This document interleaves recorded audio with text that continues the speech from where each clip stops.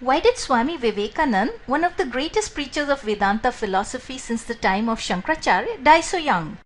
Just like Shankaracharya, Swami Vivekanand too did not live long and left his physical body at the early age of 39.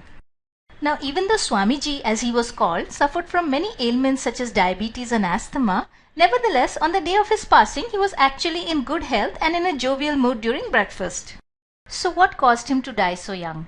Actually, behind the passing of every evolved soul such as Swami Vivekanand, there is a greater spiritual reality hidden which we ordinarily do not grasp. But luckily for us, Swamiji himself revealed the truth in great detail. About 6 years before his passing, sometime in August of 1896, Vivekanand confided to his brother disciple Swami Abhedanand that he was going to live only for 5 or 6 years more at most. How accurate was this prediction? For Swami Vivekanand passed away 6 years hence on July 4th, 1902.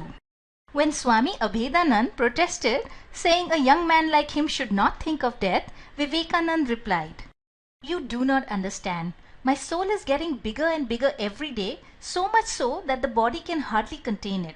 Any day it may burst this cage of flesh and bone." Now what did Swamiji mean when he said that his soul was getting bigger? Here is the explanation. The soul is nothing but pure consciousness. So what Swami Vivekanand meant was that his consciousness was expanding so much beyond the realms of ordinary human consciousness to the domain of the superconscious that the body was proving an inadequate container and would soon have to be let go. To better understand this point, let us delve into Vedanta philosophy for just a few moments. According to Vedanta philosophy, consciousness is a field which exists separate from the body. This field of consciousness is a continuum, which means that it goes on endlessly in all directions like an infinite ocean. For the sake of simplicity, I will draw it as follows. The yellow bar representing the infinite field of consciousness.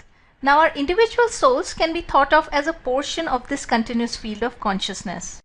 Thus what we normally experience as human consciousness is only a small subsection of the infinite range of consciousness, the vast majority of which lies beyond the realm of ordinary human experience. Here I would like to point out that many times what we call as paranormal or psychic phenomena fall in this zone. This is similar to light, where we are able to see only a few frequencies out of the full spectrum, but certain insects such as bees can pick out many more colors. Now Vedanta tells us that different living beings experience different portions of this one continuous spectrum of consciousness. Take for example the ant. Compared to us, it has significantly lower amounts of consciousness. An ant is not aware of the traffic jam outside, nor does it worry about picking the kids up from school. In other words, the soul of the ant is in a state of restricted consciousness or limited awareness about the world. Many things exist beyond its ant world of which it is completely unaware. Now let us say that the soul or consciousness of the ant expands so that it becomes aware of more things. Then Vedanta tells us that the soul of the ant will find the small body and brain of the ant as insufficient to express its greater consciousness, and therefore it will manifest for its purposes a better body, say that of a cat. So according to Vedanta, this is how evolution happens. Underneath the chain of physical evolution of species is the spiritual reality of an expanding consciousness. This expansion of consciousness is the real engine which propels the entire train of biological evolution. Now in the evolutionary chain, you do not jump directly from an ant to a cat. Rather, there are many small evolutionary steps in the middle, but this is just an example to demonstrate the idea.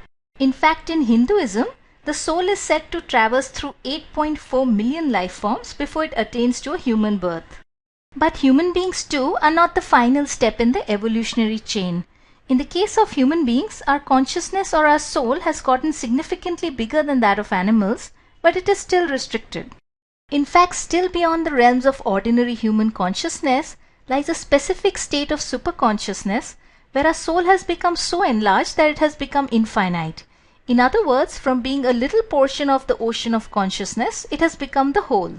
This state, where the soul has become one with the infinite ocean of consciousness, also known as universal consciousness or God, this state of the soul is called by different names in different religions.